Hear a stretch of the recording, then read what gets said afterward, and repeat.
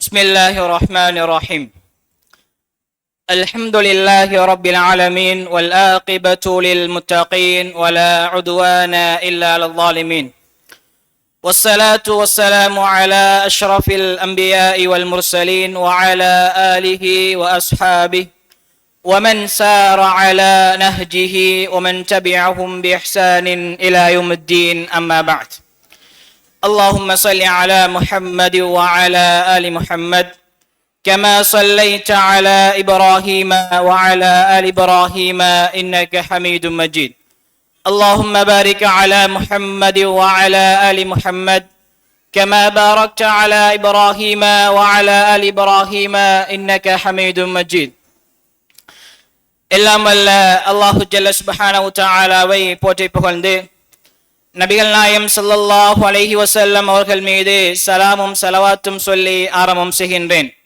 வார்த்தைகளில் சிறந்த வார்த்தை அல்லாஹுடைய திருமறையாம் அல் குர்ஆனுடைய வார்த்தைகள் என்றும், வழிகாட்டுதல்கள், பண்பாடுகள், கலாச்சாரங்கள், நாகரிகங்கள் போன்றவற்றில் மிகவும் சிறந்தது அல்லாஹ்வினுடைய தூதருடைய வழிகாட்டுதல்கள், பண்பாடுகள், கலாச்சாரங்கள், நாகரிகங்கள் என்றும், மார்க்கம் என்ற பெயரால் புதிதாக உண்டு பண்ணக்கூடிய விடயங்கள் எல்லாம் பித்அத்துக்கள், அந்த பித்அத்துக்கள் எல்லாம் வழிகேடுகள், அந்த வழிகேடுகள் எல்லாம் நாளை மறுமையில் எம்மை நரக படுகொலின்பால் கொண்டு போய் சேர்க்கும் என்பதை அல்லாஹ்வினுடைய தூதர் அவர்களுடைய ஒவ்வொரு சொற்பொழியின் போதும் இந்த மனித சமுதாயத்துக்கு அச்சமூட்டி எச்சரிக்கை செய்து ஞாபகப்படுத்தியதை நானும் இந்த இடத்தில் உங்கள் முன்னால் ஞாபகப்படுத்தியவனாக,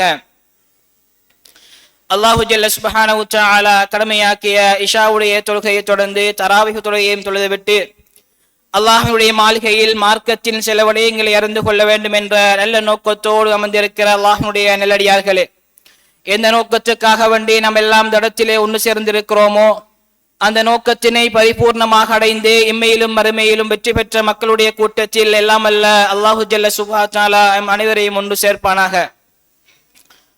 அன்புக்குரிய அல்லாஹ்வினுடைய நல்லடியார்களே, இந்த உலகத்தில் விரலிட்டு எண்ண முடியாத பல ஏராளமான கடவுள் கொள்கைகள் இருந்து கொண்டிருக்கிறது.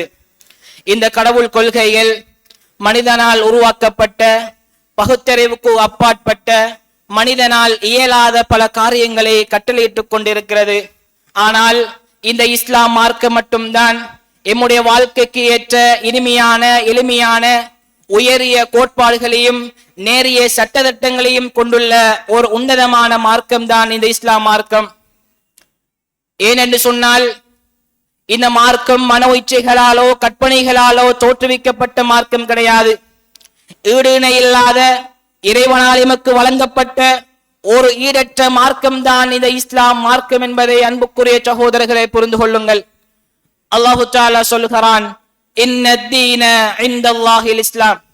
அல்லாஹ்விடத்திலே மார்க்கம் என்பது இஸ்லாமுடைய மார்க்கம் மட்டும்தான். இந்த மார்க்கத்துக்கு அல்லாஹ் இஸ்லாம் என்று பெயரிட்டதை போல இந்த மார்க்கத்தை ஏற்றிருப்பவர்களுக்கு அல்லாஹ் முஸ்லிம் என்று பெயரிடுகிறான். அல்லாஹுக்கும் அவருடைய தூதருக்கும் முழுமையாக கட்டுப்பட்டு இஸ்லாத்தின் அடிப்படையில் வாழக்கூடிய ஒரு மனிதன் தான் ஒரு முஸ்லிம் ஆவான். அல்லாஹு தஆலா அல் குர்ஆனிலே சொல்கிறான், குல் நபியே நீங்கள் சொல்லுங்கள், இன்ன ஸலாத்தி வ நுசுகி வ மஹ்யாய வ மமாத்தி லில்லாஹி ரப்பில் ஆலமீன்.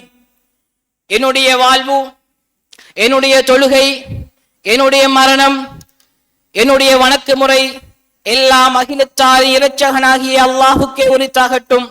லா ஷரீக லஹு, அவனுக்கு நிகரானவன் யாரும் கிடையாது. வபிதாலிக உமிர்து அன அவ்வலுல் முஸ்லிமீன், நான் முஸ்லிம்களில் முதலானவன் என்று ஏவப்பட்டுள்ளேன் என்று அல்லாஹு தஆலா நபியே நாயகம் ஸல்லல்லாஹு அலைஹி வஸல்லம் அவர்களுக்கு சொல்லுங்கள் என்று அல்லாஹ் கட்டளையிடுகிறான். அன்புக்குரியவர்களே, அல்லாஹ் தந்த அழகிய மார்க்கத்தில் இருக்கக்கூடிய நாம் அல்லாஹுக்கும் அவருடைய தூதருக்கும் முழுமையாக கட்டுப்பட்டு நடக்குவோமா என சிந்திக்க கடமைப்பட்டவர்களாக நானும் நீங்களும் இருந்து கொண்டிருக்கிறோம்.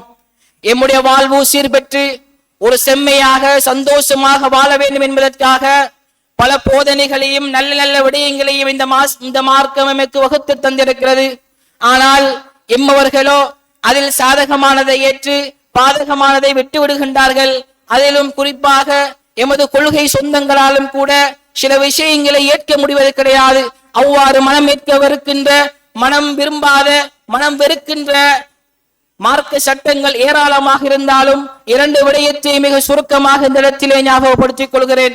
முதலாவது விடயம்தான் மணமகள் தேர்வு செய்யப்படுகிற விடயம்.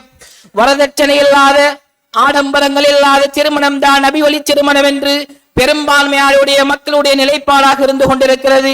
ஆனால் திருமணம் என்பது ஆரம்பத்திலிருந்து இறுதி வரைக்கும் அல்லாஹுடைய தூதர் காட்டித் தந்த வழிமுறை நடக்கக்கூடியதான் ஒரு உண்மையான திருமணமாகும். இன்று மக்களுக்கு மத்தியில் நடக்கிற திருமணத்தை பார்க்கிற பொழுது இங்கே திருமணமா அல்லது திருவிழாவா என்று வியந்து போகிற அளவுக்கு மிக ஆடம்பரமான விமர்சனையான திருமணங்கள் அரங்கேறுவதை பார்த்துக் கொண்டிருக்கிறோம். அந்த ஆடம்பரங்கள் எல்லாம் அல்லாஹுடைய மகத்தான கிருபையினால் குறைக்கப்பட்டு ஒரு எளிமையான திருமணம் அரங்கேறுவதை பார்க்கலாம். ஆனால் அது முழுமையான இலக்கை அடையவில்லை.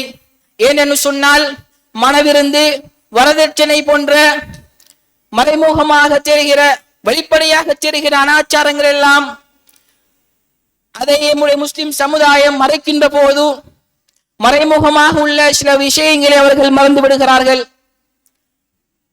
திருமணத்தின் அஸ்திவாரமாக ஆரம்பமாக இருக்கக்கூடிய ஒரு விடயம்தான் மணமகள் தேர்வு செய்யப்படுகிற விடயம்.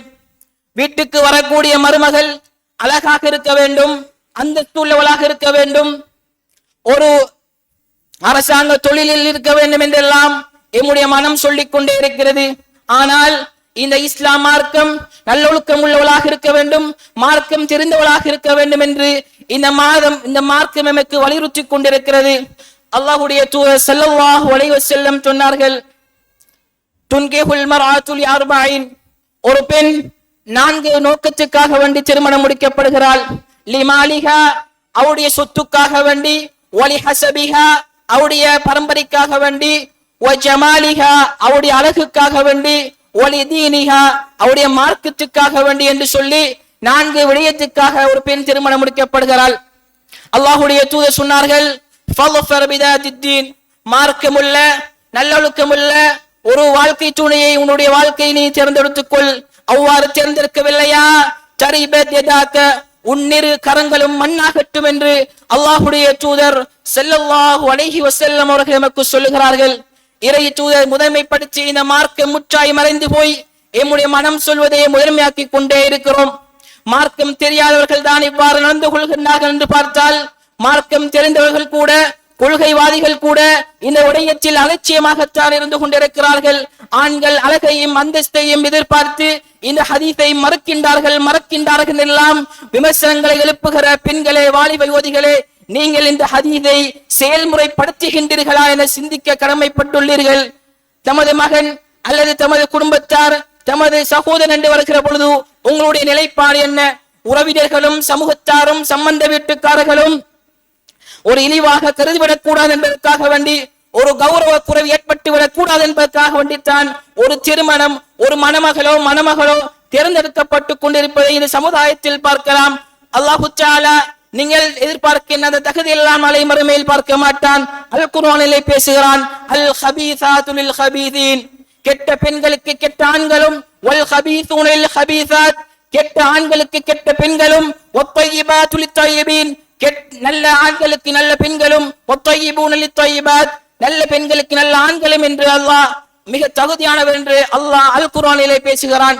அன்புக்குரியவர்களே, நாம் தேர்ந்தெடுக்கக்கூடிய மருமகனாக இருக்கலாம், மருமகா இருக்கலாம், அது அல்லாஹுக்காக நாங்கள் அல்லாஹ்வை பயந்தவர்களாக மார்க்கமுள்ள நல்லொழுக்கமுள்ள ஒரு பிள்ளையை நாங்கள் எமது பிள்ளைகளுக்கு நாங்கள் தேர்ந்தெடுத்துக் கொடுக்க வேண்டும் என்பதை அன்புக்குரிய சகோதர சகோதரிகளே உள்ளத்தில் ஆழமாக பதிவு வைத்துக் கொள்ளுங்கள். 2வது விடயம்தான் மனம் பெருக்கக்கூடிய திருமணம். திருமணம் என்று சொன்னாலே வீட்டளவிலாது மனவிருந்து வைக்க வேண்டும், உற்றார் உறவினர்களை அழைக்க வேண்டும். அது ஒரு கட்டாய கடமை என்று வாழையடி வாழையாக இது ஒரு சம்பிரதாயமாக பார்க்கப்படுவதால் ஒவ்வொரு விடயத்திலும் ஒவ்வொரு சகோதரர்களும் சிரமத்தை ஏற்றுக்கொள்கிறார்கள்.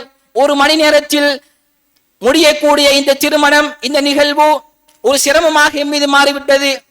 இந்த மார்க்கம் எளிதானது, எளிமையை போதிக்கக்கூடிய இந்த மார்க்கம். அன்புக்குரியவர்கள், அல்லாஹ்வுடைய தூதர் சொன்னார்கள், இந்த மார்க்கம் எளிதானது. இந்த மார்க்கத்தில் எவரேனும் சிரமமாக ஆக்கிக் கொண்டால் அது அவரை மிகைக்காமல் விடாது என்பதை அல்லாஹ்வுடைய தூதர் சொன்னார்கள். வணக்கத்தில் கூட சிரமமாக நாம் எடுத்துக்கொள்ள கூடாது என்று அல்லாஹு தஆலா அல்லாஹ்வுடைய தூதர்கள் கட்டளையிட்டுள்ளார்கள். வணக்கத்திற்கே அந்த அளவுகோல் என்று சொன்னால், இந்த உலக விடயங்களுக்காக வேண்டி நாம் எந்த அளவுக்கு இந்த உலக விடயத்தில் எளிமையை கடைபிடித்து வாழ வேண்டும் என்பதை அன்புக்குரிய சகோதர சகோதரிகளே உள்ளத்தில் ஆழமாக பதிய வைத்துக் கொள்ளுங்கள். அல்லாஹ்வுடைய தூதர்கள் அனைத்து விடயங்களும் எளிமையை கடைபிடித்து வாழ்ந்தார்கள். அவர்கள் ஒரு திருமணத்தை பற்றி சொல்கிறார்கள். அன்புக்குரியவர்களே, ஒரு பெண் அல்லாஹ்வுடைய தூதரத்திலே வருகிறாள். வந்து, அல்லாஹ்வுடைய தூதரே, நான் என்னை உங்களுக்கு அன்பளிப்பாக தர வந்திருக்கிறேன் என்று சொல்கிறாள். அப்போது அல்லாஹ்வுடைய தூதர் அவர்கள் அந்த பெண்ணை தலையை உயர்த்தி நேரடியாக பார்த்துவிட்டு பின்பு தலையை அவர்கள் தாழ்த்திக் கொள்கிறார்கள். அந்த நேரத்தில் அந்த பெண்மணி நினைக்கிறாள், அல்லாஹ்வுடைய தூதர் அவர்கள் இந்த விடயத்தில் எனக்கு எந்த ஒரு முடிவையும் செய்யவில்லை என்று கண்ட போது அவள் அந்த இடத்திலே அமர்ந்து கொள்கிறாள். அப்போது ஒரு நபித்தோழர் இருந்து, அல்லாஹ்வுடைய தூதரே, இந்த பெண் உங்களுக்கு தேவையில்லை என்று சொன்னால் அந்த பெண்ணை நீங்கள் எனக்கு திருமணம் முடித்து தாருங்கள் என்று சொல்லுகிறார். அப்போது அல்லாஹ்வுடைய தூதர் அவர்கள் சொல்லுகிறார்கள், உன்னிடத்தில் மகராக கொடுப்பதற்கு ஏதாச்சும் ஒரு பொருள் இருக்கின்றதா என்று கேட்கிறார். அதற்கு அந்த நபித்தோழர் சொல்கிறார், அல்லாஹ் மீது ஆணையாக என்னிடத்தில் எந்த ஒரு பொருளும் இல்லை யா ரசூலல்லாஹ் என்று சொல்கிறார். அல்லாஹ்வுடைய தூதர் சொல்கிறார்கள், நீ உன்னுடைய குடும்பத்தாரிடம் போய் அவரிடத்தில் ஏதாவது ஒரு பொருள் இருக்கின்றதா என்பதை பார்த்து விட்டு அதை எடுத்துவிட்டு வா என்று அனுப்புகிறார்கள். அவர் சென்று மீண்டும் வருகின்ற சொல்கிறார், அல்லாஹ் மீது ஆணையாக என்னுடைய குடும்பத்திலும் எனக்கு எந்த ஒரு பொருளும் கிடைக்கவில்லை யா ரசூலல்லாஹ் என்று சொல்கிறார். மீண்டும் அல்லாஹ்வுடைய தூதர் கேட்கிறார்கள், ஒரு இரும்பிலான ஒரு மோதிரம் கூட கிடைக்குமா என்று பார்த்து விட்டு வான்னு அனுப்புகிறார்கள். அந்த சகோதரர் அவர் சென்று திரும்பி அவர் வருகிறார். ஒரு இரும்பிலான மோதிரம் கூட கிடைக்கவில்லை என்று அந்த அல்லாஹ்வுடைய தூதரத்திலே சொல்கிறார். அன்புக்குரியவர்களே, அந்த நபித்தோழர் சொல்கிறார், ஒரு துணிய என்னிடத்தில் இருக்கின்றது என்று சொல்கிறார். அதுக்கு அல்லாஹ்வுடைய தூதர் சொல்கிறார்கள், இந்த துணியை நீ அணிந்து கொண்டால் அவள் மீது எதுவும் இருக்காது, அவள் அணிந்து கொண்டாலும் அது மீது எதுவும் இருக்காது என்று அல்லாஹ்வுடைய தூதர் ஸல்லல்லாஹு அலைஹி வஸல்லம் சொல்லிவிட்டு தொடர்ச்சியாக சொல்கிறார்கள். கேட்கிறார்கள், குர்ஆனின் சில அத்தியாயங்கள் உனக்கு மரணம் இருக்கின்றதா என்று கேட்கிறார்கள். அதற்கு அந்த நபித்தோழர் சொல்கிறார், இன்னென்ன அத்தியாயங்கள் எனக்கு மரணம் இருக்கின்றது யா ரசூலல்லாஹ் என்று சொல்ல, அந்த அத்தியாயங்களுக்காக வேண்டி உனக்கு இந்த பெண்ணை நான் திருமணம் முடித்து தருகிறேன் என்று அந்த பெண்ணை நபித்தோழருக்கு திருமணம் முடித்து கொடுத்தார் என்ற ஹதீஸை நாங்கள் புகாரிலே பார்க்கிறோம். அன்புக்குரிய சகோதர சகோதரிகளே, மணபந்தல் கிடையாது, மணமேடை கிடையாது, ஆடம்பரங்கள் இல்லை, உற்றார் உறவினர்கள் இல்லை, சம்பந்தி வீட்டுக்காரர்கள் இல்லை, சமூகத்தார்கள் இல்லை. நடந்ததே ஒரு எளிய திருமணம். அல்லாஹ்வுடைய தூதர்கள் முன்னிறுத்தி நடத்திய ஒரு திருமணத்தை எமது சகோதர சகோதரிகளுக்கு மேற்கோள் காட்டினாலும் அதை பற்றி விளங்கப்படுத்தினாலும் அதனுடைய மனம் விரும்பாது, மனம் ஏற்காதுதான். அன்புக்குரியவர்களே, சொந்த பந்தங்கள் இல்லாமல் திருமணத்தை நடத்த முடியுமா என்று கேட்கிறார்கள். சொந்த பந்தங்கள் இல்லாதவர்களுக்குத்தான் அது ஒரு சாத்தியம் என்கிறார்கள், கொந்தளிக்கிறார்கள், குமுறுகிறார்கள், அவருடைய ஆதங்கத்தை எல்லாம் கொட்டி தீர்க்கின்றார்கள்.